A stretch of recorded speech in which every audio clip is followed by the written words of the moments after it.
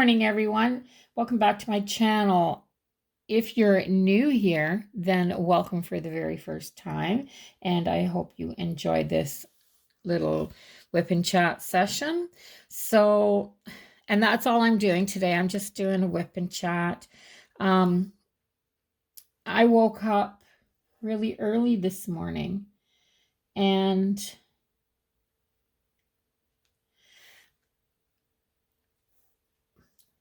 well, okay, so today I think maybe I'm going to talk about something else. So I have I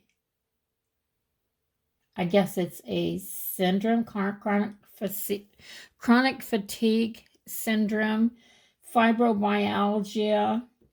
I think those are all syndromes, aren't they? So I'm just going to chat today right straight from the heart. But first off, if you like these types of, chatty videos and you like diamond paintings and things like that, then by all means, go ahead and hit that subscribe button, help my channel grow. And yeah, so I'm just going to chat. First of all, for those that are new, a whip and chat, a whip is just a work in progress. So this is what I'm working on today. It is my 40 by 60 centimeter diamond painting from diamondart.ca, and it is Cathedral Grove. It's a picture of Cathedral Grove in British Columbia. And I'm over to this section right here. I've worked everything from left to right, and I've got the top corner to do and this little section. And this is just scattered with different colors. It looks like a lot of the same through here, but there's actually 3 colors in this kind of tan brown shade here. So I'm trying to get my drills all in the right spot. So you'll notice that I'm not flying through this. I'm trying to, cover it methodically, but I'm not flying. I'm finding it really hard this morning to see the symbols. Nothing to do with the symbols. These are really clear printed symbols, but I'm just finding it hard. Sometimes I wake up and I have blurry vision, I guess is the only way that I can describe it. So I have bad eyes anyway, but my glasses work quite well.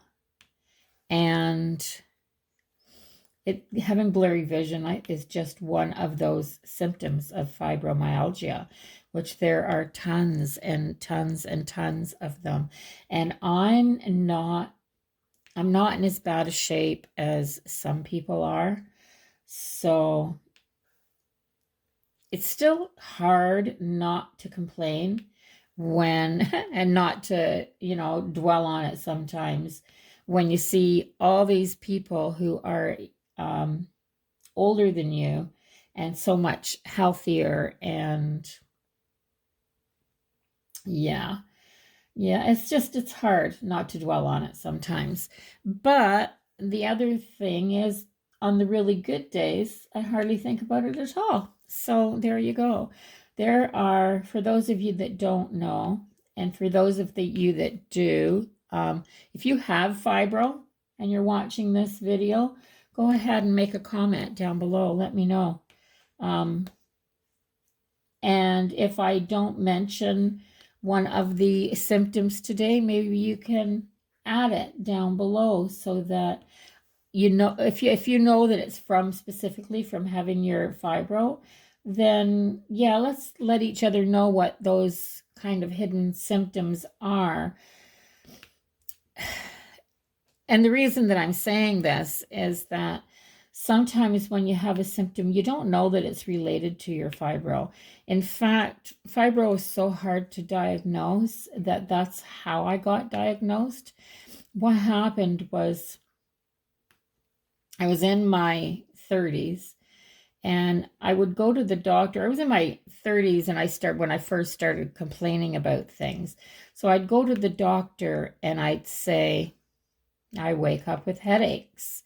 And he'd say, get your eyes checked, which I have glasses, so I'm doing on a regular basis. Do this, do that. Make sure you're not clenching your teeth at night. Like, how do you make sure you don't do that? Um, and it got to the point that when I would go in and I'd complain, and I'd say, oh gosh, lately this whole part of my arm, like right here, I'm just having such pain in my arm. And I can't figure out why, or in my arms usually. Um, but yeah. Or I'd go in and I'd say, my back hurts, my legs hurt. This week my feet are hurting. Then I started going in and saying, oh gosh, I go to bed at night and I can't sleep. And he'd say, well, why can't you sleep? Well, the main reason I couldn't sleep was because I hurt. I just hurt. And I couldn't get that across to him. So this went on for 15 years and I was never diagnosed. And the depression that you get with it, I went through bouts where, and this was in my 20s. When I was married the first time, I would get my kids up and send them to school. And then I'd go back and I'd go to bed and I'd lay in bed until it was time for them to get home, because that was the only way that I could get through my day. I wouldn't get up until I absolutely had to, because I couldn't stand it. And it would go through bouts. It would go through where that would last for a week to a few months. And then I'd kind of snap out of it. And I'd kind of snap out of it. It's hard to explain. And I'd feel good. Actually, for me, it would be feeling good. I think for somebody else, they'd probably say they felt quite crappy. But I'd say for me, I felt quite good. So I'm just trying to see if I've got any more of this number in here. So I'm not sure that feeling good for a week would be a reason to celebrate, but I kind of would. So then I'd feel great. So I'd do a bunch of housework and I'd try to get caught up on stuff that, that I hadn't been doing because I'd been laying in bed all day long. And I'd never tell anybody. I just felt like they'd think that I was lazy. And that would make me feel sad. I need I think I only need one or two of this. But yeah, I think that they would say that I was lazy. So I don't know where that went to again. So I'm just going to drop two of these on the side and carry on. So I was sure, absolutely sure, that they'd say, oh, she's just lazy. She's overreacting. She's, being melodramatic. Yeah. From the time that I had my kids, and I mean, like I said, it happened in my 20s, but not enough to hold me down. But through my 30s, when my kids were small, I just felt like I was never there for them. I would try to be, when they get home from school, I would try to be as much as I could. And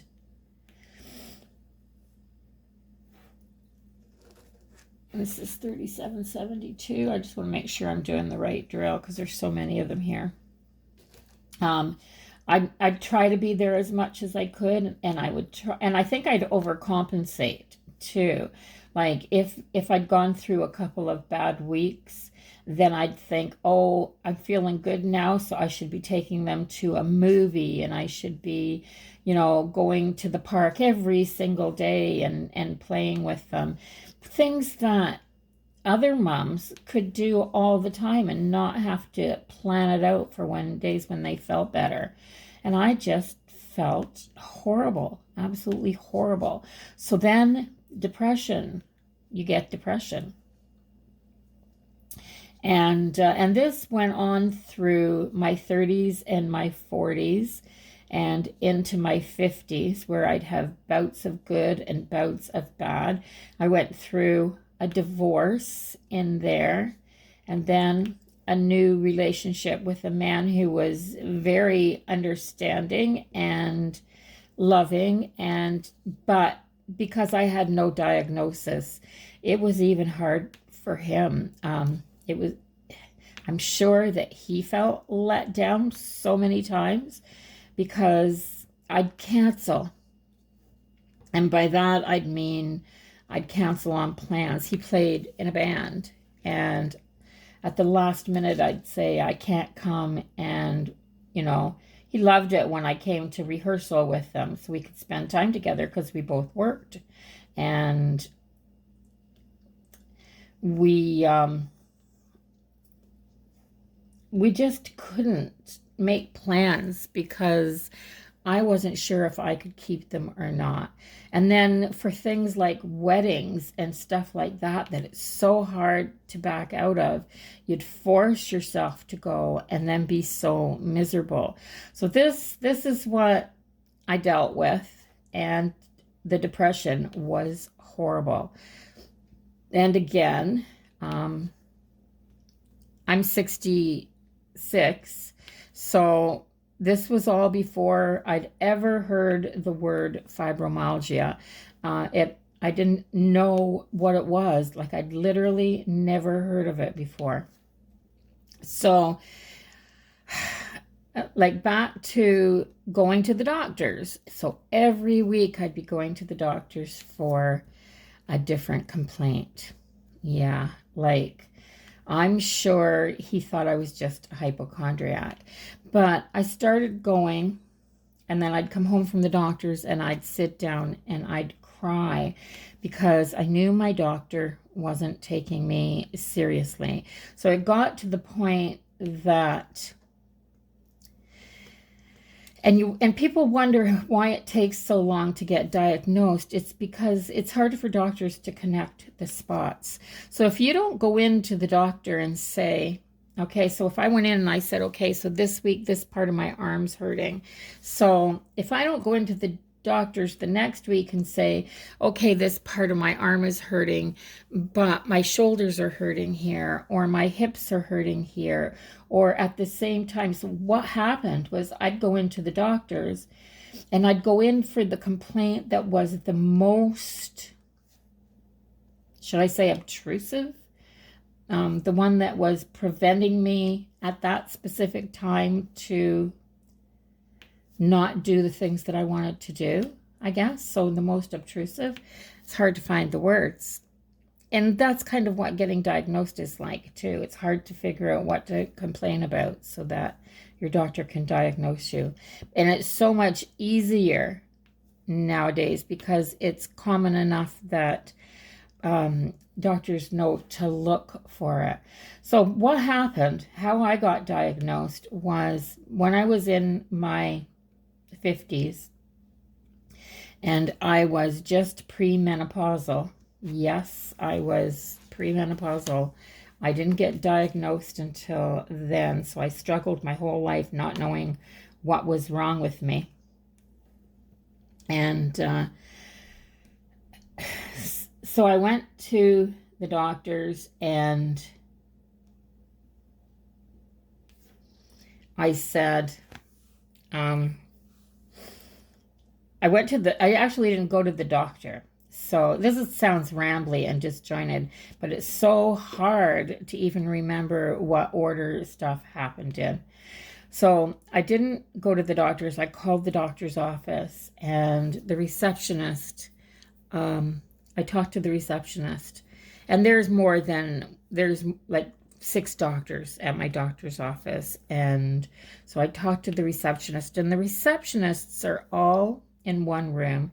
The receptionists are all chatty, and a lot of times they know kind of more of what to do at the doctor's office and how to manipulate the system, I guess, more than even the doctors will. So I talked to her and I said to her, I just feel like he doesn't listen to me. I'm getting told now, after all these years of going in and complaining, that it's middle-aged wear and tear that is making me feel this bad. And that by then I'd been diagnosed with psoriatic arthritis, along with just ordinary, what do you call it? Just the everyday arthritis that everybody has because they wear out.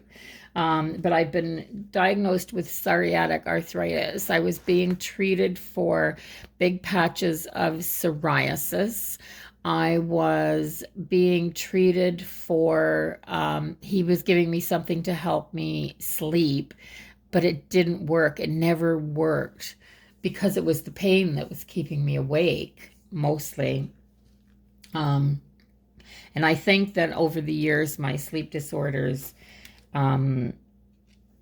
developed because of the pain keeping me awake. So this is probably a familiar story to a lot of people, And so I just went through feeling like he didn't listen to me. So I said to the receptionist, I said, this is exactly how I feel. I come out of the office and I feel like he hasn't heard a word that I said when I was in there. And sometimes I come out with a prescription that isn't going to help. And other times I come out with a prescription for something that helps a little bit, but not for the right reasons, or not, it's not treating the right symptoms. So I said to her, on top of everything else now, I'm premenopausal, and that's starting to, wear on me. And I just don't even want to go in and talk to him. So she had this suggestion, because it wasn't, in my small town, it wasn't good to just up and change from one doctor to another, because all the doctors worked together. All the doctors in our town, we didn't have a second clinic. All the doctors in our town worked in the same clinic. So it would be a real slight to somebody to just up and change doctors because they didn't like the doctor that they had. I know, eh? It's your body, it's your health. You should be able to do what you wanted to. But it was unheard of, and they just didn't allow it, basically, in that clinic. So what happened was the receptionist came up with the idea to go to my doctor and say, look, she's perimenopausal, but she's really uncomfortable talking to a man about these things. What do you suggest? Well, he just said, just switch her over to one of the female doctors. Yeah, best thing that ever happened in my life. Best thing that ever happened in my life. So the doctors there were all overbooked anyway, so they didn't mind if one switched over to another, but not if you did it. It was I know everything is a little bit crazy. So I think I'm going to do this one. I think I'm going to do this one. I'm going to do R because there's a lot of R on here. Anyway, I switched. And so what happened was I switched. I made an appointment right away. My file was, of course, my file was like this thick, guys. Because every little complaint that I'd gone in for, of course, was in my file. But I found out why I was never diagnosed. So I go in for my appointment, and this wonderful lady doctor says to me, I want to ask you a few questions. So she started asking me questions that I thought were really weird, like, did this happen to you when you were a teenager, and did that happen to you when you were, you know, when you had your kids? And she had all kinds of these really strange questions that didn't seem to pertain to what was going on now. And but it did. I mean, she knew, but it did. And then she said, so she says to me after I'd answered all the questions, she says, I took your file home last night. That must have fallen there. I took your file home last night and read it. And she says, unfortunately, when you come in with a small complaint, a lot of times it doesn't get linked to the other complaints that you have. So she said, I just want to, spend a little time, ask some more questions.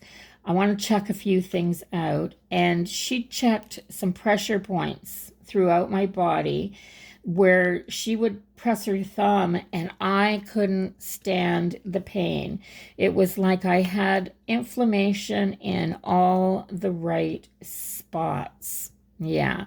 So she said, I think that you have something called fibromyalgia. And she said, she gave me a little bit of just a teeny tiny little pamphlet that kind of covered it. I had to do a lot of research on my own, but she hooked me up with an arthritis specialist. She hooked me up with a sleep clinic. She took all the proper steps to rule everything else out. Absolutely everything else out. Well, the psoriatic arthritis was worse than what we thought it was. So I'm on fairly good anti-inflammatories now through an arthritis specialist. And I take something for the depression, for the fibromyalgia, and it's a constant battle with the pain. And I mean, sometimes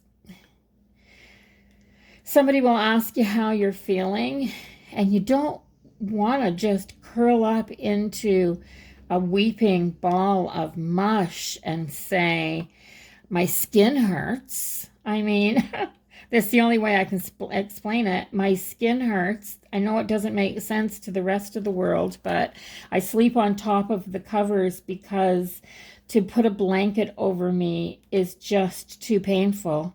Or, I've had a great 3 days, but I probably won't be getting out of bed for the next couple, because I had those 3 great days and I mopped my floors and I cleaned my bathrooms and I got all the things that were on my list done. Yeah, if you watch my planner videos, you'll see that I put a master list of chores to the sidebar on my planner every week, and I kind of go through those and choose what needs to be done, and I try to do it in the most delicate way so that it puts the least impact on my body. Yeah. So I have this channel, and you'll see that sometimes I post every day. Like I have a little system on my channel where I like to do the things that I'll change it out every once in a while as my interests change. But as I switch from, say, doing one type of hobby to doing another type of hobby, I'll put that hobby in and replace that day. So I'd like to share on my channel what I'm doing, but those things are not... Sorry, I just had to have a drink. Those things are not the types of things that... I don't even know where that thought was going. So that's another symptom, is brain fog, where you lose track of what you're saying. That's probably very obvious on some of my videos. And I do a lot of editing too, because I'll be talking about something and then all of a sudden I'll just ramble off and start talking about something else and completely forget what I was talking about. So I'll edit it out and go back to the original thought because I usually get there in the end. Yeah, but brain fog for me is a really, really big one. My eyesight is another big one for me. My eyes get really, really blurry, almost like there's something wrong with them, like I've got an infection in them, but then they'll just clear up for no apparent reason as well. And I do use eye drops to keep them moist, and yeah, and dry mouth because you're on so many different medications.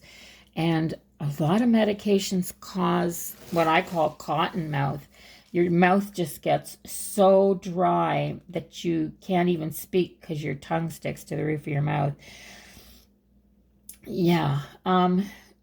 If you have fibro, I mean, I'm hoping that a lot of people that have fibro or think they have fibro will maybe click on this video and hopefully realize that it's a big group, guys. There's a lot of us.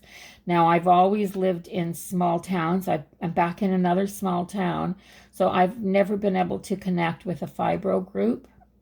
You know, in some towns, there's places where people can group together where they can get and they can go over their week or how they're feeling, or just to be able to talk to somebody else that's in the same boat so you know you're not alone. And of course, those things aren't happening now because of the pandemic. So there's so many people out there right now who are so isolated, just so isolated. I would be, but you guys right there, you guys are my lifeline right now. And that's another thing. A lot of people are saying, well, geez, if she feels that bad, why is she doing a YouTube channel? Well, I started when I had a knee surgery because I was off work. Oh, guys, sorry, I kicked my tripod. I started it when I had my knee surgery, and I was off work for 16 weeks. And my work was very accommodating too. The last few years, I worked at I did daycare, in-house daycare, not working at a daycare, for quite a few years. My moms were all really, really good. They were actually awesome. My kids were really accommodating and really good. I managed through that. And it was after, I didn't do the daycare until after I was diagnosed. So probably through the better part of my 50s, I did daycare. And I never took really teeny tiny babies. They had to be, crawling or toddling for me to take them. And I wasn't a pickup kind of person. I was more of a let's get down on the floor to their level kind of a person, which was okay. So I managed that. And I sometimes even felt guilty when I was doing daycare because by then I had managed how I could deal with small children, but my children were grown. My children were grown. In fact, I had grandchildren by then. So my kids missed out on an awful lot. And I'm telling you, my two boys, I feel so bad sometimes, but I'm so grateful that I have them. So grateful that I have them. They're amazing. And yeah, they've grown, in spite of all, they've grown to be, two men that I can be really proud of being their mom. So yeah. And there I go, rambling and off on a different subject again. So it happens a lot, guys. Yeah. So I'm not editing this simply because I I kind of want you to know that that's how it works. I forgot what I was talking about. That's kind of how it works. My husband just laughs now because he says I can be talking about one thing and end on a completely different subject in the same sentence. And sometimes we argue because he loses track of what I'm talking about and I get frustrated. So, yeah, we end up arguing. But thank God in the end that he's more tolerant than that. Sometimes it's me that gets frustrated because I can't follow our conversations. So I had my knee surgery and they sent me home from the hospital with a narcotic painkiller. And I don't do narcotic painkillers. Um, and the reason for that was because we came home from the hospital. He took me home from the hospital after I had a complete knee replacement. Took me home from the hospital and he had written out exactly when I was supposed to take my pain pills and what the other meds that the doctors had given me and what have you. And he was home for a few days. And so at the end of the third day, um, I said to him, you have to stop giving me. He brought me in a pain pill. And I said, you have to stop giving me that. And he said, but they said you'd need this for a week. And I said, but I don't want it. Just bring me some extra strength Tylenol or, something like that or whatever. But I said, don't give me any more of that. And so he brought me the Tylenol. But after I kind of came out, my brain fog is so bad where I lose track. And then on a narcotic painkiller, I couldn't function. I literally couldn't function. I couldn't follow. He'd come in and ask me what I wanted for dinner, and I couldn't follow a train of thought enough to tell him whether I wanted something or I didn't want something. I know that's bad, eh? So, and I recognized even how much worse it was. And that's one thing that once you get diagnosed with fibromyalgia, you start keeping track of your symptoms. You start, like mentally at least, keeping track of your symptoms because you want to know what's associated with the fibro and what's not. Because if a new symptom comes along that's not associated with fibro, it could be something serious and you still need to see a doctor on that account. You can't just write everything off. So yeah, you can't just take everything for granted and say, oh, it's the fibro, and then curl up in a ball and, you know, wait for it to go away or wait for it to consume you. Unfortunately, that's what happens with some people. I had a friend quite a few years back who committed suicide. And she had fibro.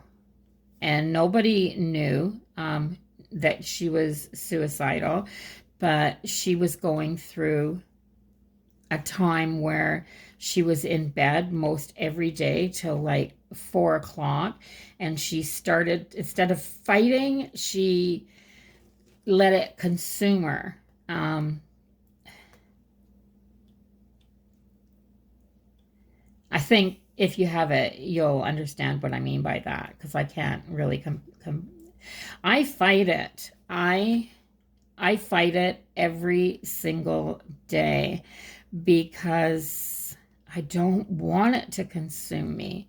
I don't want it to be my only thing. That's one of the reasons that I have this channel so that I can start a craft. It keeps me motivated. This channel keeps me motivated enough to finish this. I do love diamond painting though. To finish this diamond painting instead of just set it aside and not work on it again for 3 months. It motivates me to finish a paper craft project.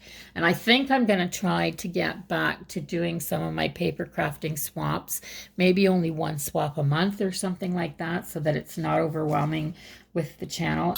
I started to feel overwhelmed with my swaps, and I had to I just backed off. I backed off of that commitment of having to do it on time, on a deadline. It was really difficult having to do things on a deadline. It just got a little scary for me. And I love paper crafting. So if I did one a month, maybe it would probably be okay. I'm just drinking coffee, guys. Yeah, so it would probably be okay. I'm up at, I was up at like 6:30 this morning, partly because my cat jumped on the bed and woke me up. And, you know, not that that would wake me up enough to get up normally, but it woke me up enough that I got up and went to the bathroom, and I laid back down, and I couldn't go back to sleep because I was doing the whole toss and turn thing. Yeah, that's a story all by itself, trying to go to sleep. So one of the big, huge symptoms of fibro is bad sleep, really bad sleep. And mine borders sometimes on complete insomnia, where I won't be able to sleep for, I mean, I doze and wake right back up again, and doze and wake right back up again. So it'll border on that. I can't take a sleeping pill. I wish I could. There's nights I really, really wish I could, but my doctor would never prescribe me a sleeping pill, because at the sleep clinic, they found that they were checking to see if I had sleep apnea, because that will exhaust you. My husband has that, so I know that it will exhaust you. And you're just not getting enough oxygen when you sleep if you have sleep apnea. But I didn't have that. But I do have something that they found, and they said what happened was, when I go to sleep, I'm a very, naturally, I'm a very, very shallow breather. So I take very shallow, short breaths when I fall asleep, apparently. I didn't know this. And if I took a sleeping pill, then that may actually cause a symptom like sleep apnea, where I would stop breathing, or I could just stop breathing completely. So no sleeping pills for me. Yeah. I have tried CBD, and that helps a little bit, because it helps to manage my pain. CBD does help to manage my pain. Since this has become legal, I would never try it before cannabis became legal.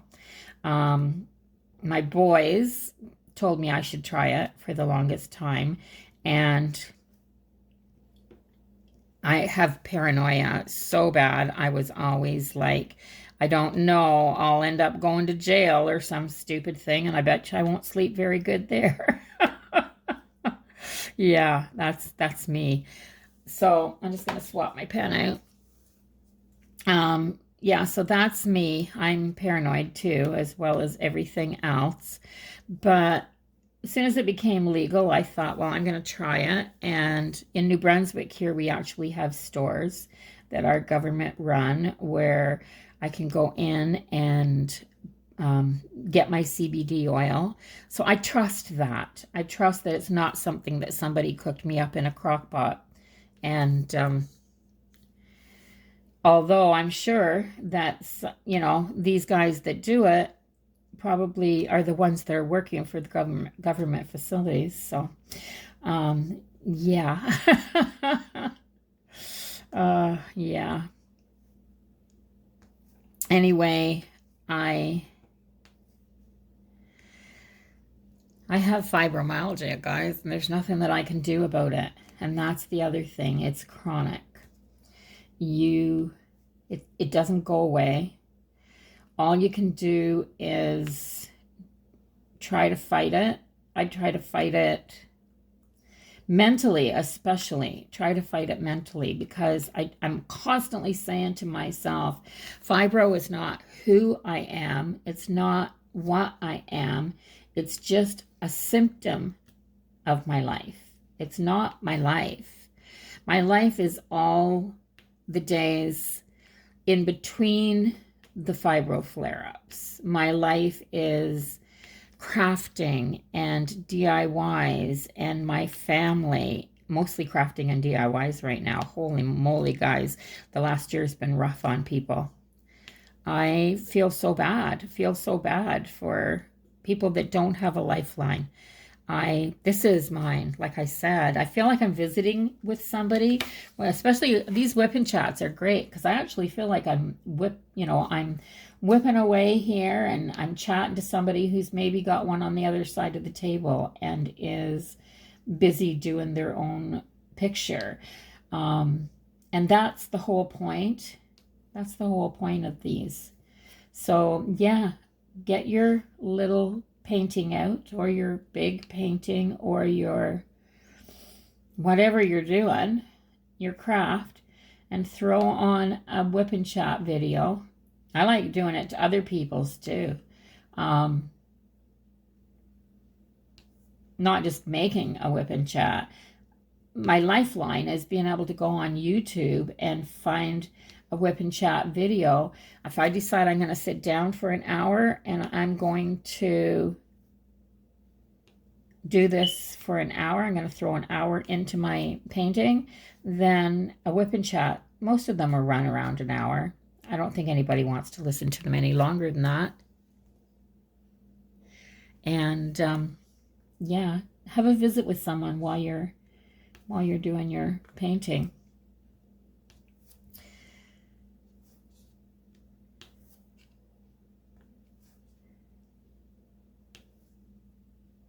I'm all over the place here. I can't follow a straight line. That's too funny. Yeah, so I'm trying to think of things that I've talked about. When I got diagnosed and first went on the computer, there wasn't a lot of stuff. There wasn't a lot of information, guys. There's a ton of it out there now. You can find blogs where people write about it every day, what their day is going like and how they're coping and what they're doing.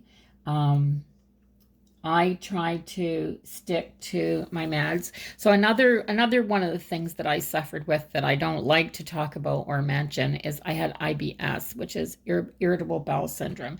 It was so bad that for about 5 or 6 years I couldn't leave the house. It's associated with fibro as well. So with fibro, what happens is that because your immune system is so out of whack, all these other things will start to happen to you. You can develop all kinds of other things which need to be treated individually.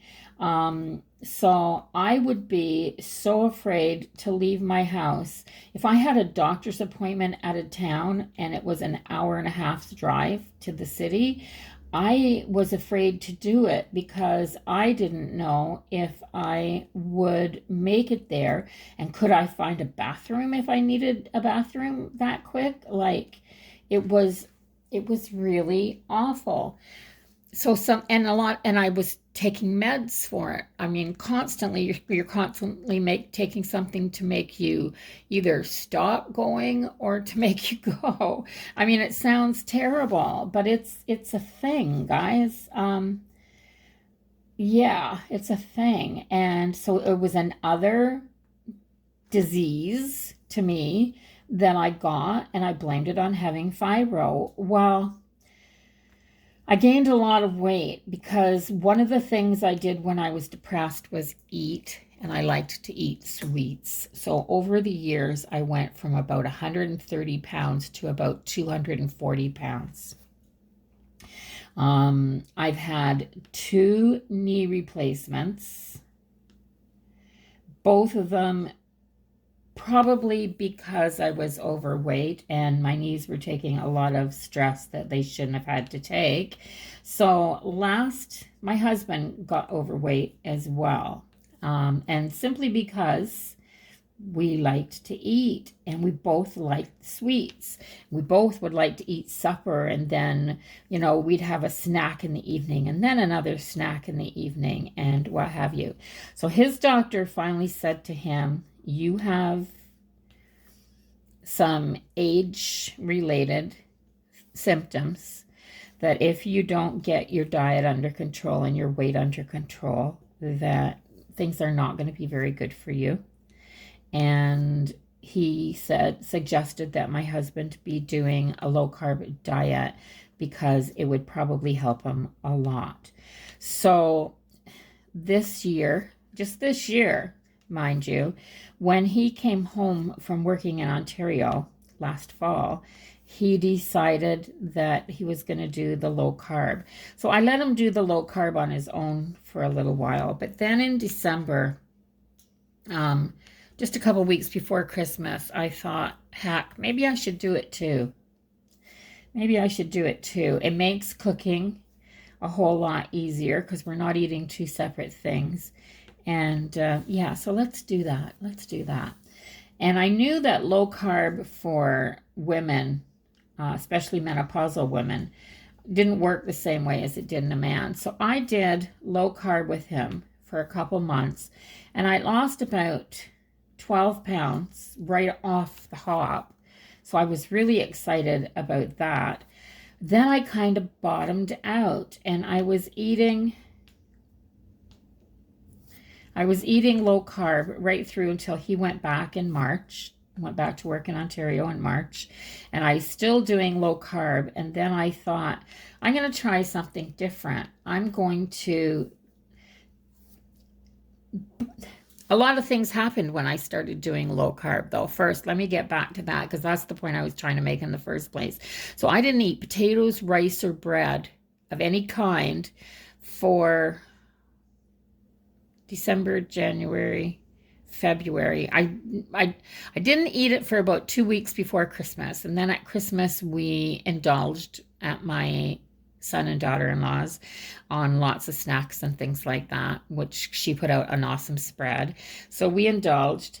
So what happened in that 2 weeks was I didn't have a single irritable bowel symptom for 2 weeks on a low-carb diet. And I thought, that's something to make note of. So over Christmas, we barely got back from their house at Christmas. We were there for 2 nights. So barely got back from their house at Christmas, and the symptoms started back up again and lasted for about a week. But I went back on low carb when I got here. So within that week, the symptoms went away again. So what's that tell you? That my diet is causing the symptoms completely. My body isn't handling starch. Well, my daughter-in-law is gluten intolerant. And she said to me, I was talking to her one morning and I was saying how I didn't have any symptoms, and so it must be the diet. And she said, are you sure you're not gluten intolerant? And I said, well, I don't know. What are the symptoms of gluten intolerance? And she said, well, basically the same symptoms of irritable bowel syndrome. And I said, what? And she said, yeah. She said, if I go off my diet and start eating bread with wheat flour in it and stuff like that, she said, that's what happens to me. She said, I get sick that way. And she said, and I feel terrible. And I thought, well, I do feel better. I do feel better. I wonder if I am gluten intolerant. I wonder if that's, the symptom that I was developing, and all these years I just thought it was IBS. So to make that story a little bit shorter, I haven't had any IBS symptoms since the first of the year. This is April, and I haven't eaten a slice of bread or a donut or a muffin or anything like that that is made with a wheat flour since the first of the year. So the little bit of muffins and stuff like that we have been eating, we started making with, we found some low carb recipes with an almond flour. And so we ordered some almond flour online to try it, and that didn't create any symptoms. So I'm very careful about what I'm eating now, but I'm not eating completely low carb anymore. I'm doing a very well-rounded diet minus a few things. So no bread products at all in my house. Don't eat rice, don't eat potatoes. I do, however, eat as many fruits and vegetables as I want. And not as I want. I mean, I don't sit and indulge in a lot of fruit. I'll have a piece of fruit through the day if I want it. Yeah. Um, that makes more sense than eat as much as I want. That sounds like you can just, be a glutton on fruit, and you can't. I eat a lot of dark green vegetables and a lot of coleslaw and salads and stuff like that, and a lot of lean meat. So I'm trying to stay in a very calorie-based diet. So I look at things now like if I'm wanting this, I try to give myself an alternative. So can I eat this, which is this many calories and it's a full plate? Or can I eat this and it's the same amount of calories, but it's only 3 ounces? So I'm going for the full plate every time. It's the healthier plate, actually. So that's what I'm doing, guys. And this morning I started off this at 240 pounds. And this morning when I weighed myself, I weighed 212 pounds. So it's working. I feel better. All round, generally, I feel better. I still have fibro. I still have flare-ups, and I still have good days. I just want you to know, I'm starting to run out of red or R's here on my symbols in this section, so I may wrap this up a bit. But yeah, I still have fibro. I still like to remember that I'm not in this alone, that there's so many other people, that there's people that don't have it as bad as me, but there's people that have it way worse than me. And for them, I pray every day that they can find the thing that will help them a little bit. Sometimes it's just finding something that helps you a little bit. One recommendation, though, because I've been going through this for such a long time now, is that you talk to your doctor always about it. If something is making you feel better and you've been taking it for a couple of years and your symptoms are just gradually starting to come back, or you're gradually feeling a little bit worse, consider talking to your doctor about your meds, because my experience has been that things only work for so long, then it's like my body fights them and my symptoms comes back. Yeah, they do. They come back. So I become immune to them. Can you become immune to your meds? It's like taking, I got a loose drill way over there. It's like taking your meds for your depression. And I suggest too, like I take can't even remember what the name of it, because I take the generic brand of it. I can't, duloxetine. I take duloxetine, and I know there's another name for it, but um, anyway, that's what I'm taking right now. But if that stops working and that depression comes back to the point that I don't want to get out of bed again, then because that's a lot of that reason. You let the fibro take you over instead of you trying to fight the fibro. Um, Nothing's going to keep me in bed every day except maybe a bad case of the flu. And if you I'm putting a mask on every time I go outside, so I haven't had a case of the flu for a long time. Yeah, but be so careful. Be so careful, guys. I think I'm gonna wind this up, and because I think that's my last R's on here. I think I've got them all. But yeah, so I think I'm gonna wind this up and go get myself something to eat.